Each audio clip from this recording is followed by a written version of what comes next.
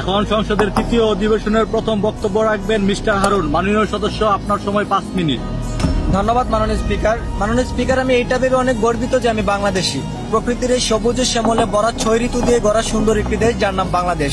কিন্তু অত্যন্ত দুঃখের সাথে বলতে হয়, এই অকালপক্ষ দেশে শান্তি, সম্মান, মানবতা, ন্যায় বিচার কোনোটাই নেই মাননীয় স্পিকার।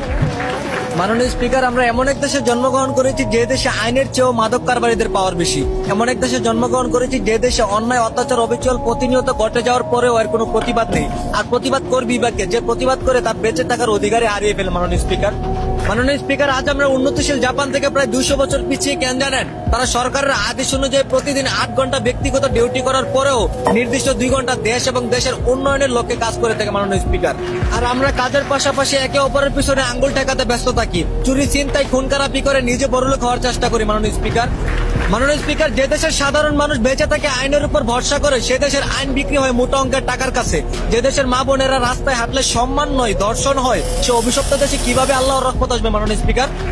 দেশটা যেন আজ মাদক কারবারিদের হাতে, প্রতিটা এলাকা, প্রতিটা অঞ্চল আজ মাদক দ্বারা পরিপূর্ণ মাননীয় স্পিকার। আর মাদক হলো এমন একটা জিনিস যে খায় সে নিজেও ধ্বংস, এমনকি পাড়া প্রতিবেশীদেরকে অত্যাচার করে বেড়ায়, কারণ তাকে সবাই ভয় পায় মাননীয় স্পিকার। মাননীয় স্পিকার, যে দেশের শিক্ষার্থীরা দেশ ও জাতির উন্নয়নে 24 ঘন্টায় পড়াশোনায় মনোযোগ দেওয়ার কথা, সে দেশের শিক্ষার্থীরা প্রেমিক প্রেমিকা, গার্লফ্রেন্ড বয়ফ্রেন্ড নিয়ে পার্কে ঘুরে। এটার জন্য তাদের বাধ্যতামূলক হয়ে গেছে মাননীয় স্পিকার।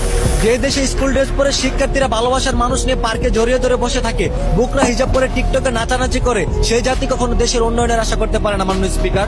মাননীয় স্পিকার, আপনি সহ পুরো জাতির কাছে আমার একটাই আবেদন, ব্যক্তিগত নয়, দেশ উন্নয়নের চেষ্টা করুন। মারামারি, খুন খারাপি, চাঁদাবাজি, টেন্ডারবাজি বাদ দিয়ে আল্লাহর নৈকট্য লাভ করে দেশে শান্তি ফিরিয়ে আনুন। ধন্যবাদ মাননীয় স্পিকার। দ্বিতীয়বারের মতো সংসদে বক্তব্য রাখবেন মোহাম্মদ দুলাল। মাননীয় সদস্য, আপনার সময় 6 মিনিট। ধন্যবাদ মাননীয় স্পিকার। মাননীয় স্পিকার, আমাদের দেশে যাতায়াত ব্যবস্থা এতটাই দুর্বল যে গত ঈদ উল ফিতরে কর্মস্থল থেকে বাড়ি ফেরার পথে সড়ক দুর্ঘটনায় প্রাণ যায় হাজারো মানুষের। যেখানে করার কথা ছিল পরিবারকে নিয়ে আনন্দ, সেখানে নেমে আসলো শোকের ছায়া মাননীয় স্পিকার।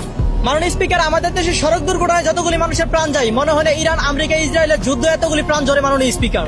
মাননীয় স্পিকার, বেপরোয়া গতি, মাদকাসক্ত ড্রাইভার, ট্রাফিকদের অনিয়মের কারণে এই সমস্ত ঘটনা ঘটে মাননীয় স্পিকার। এ ব্যাপারে দৃশ্যমান কোনো বিআরটিসির পদক্ষেপ আমরা দেখি না মাননীয় স্পিকার।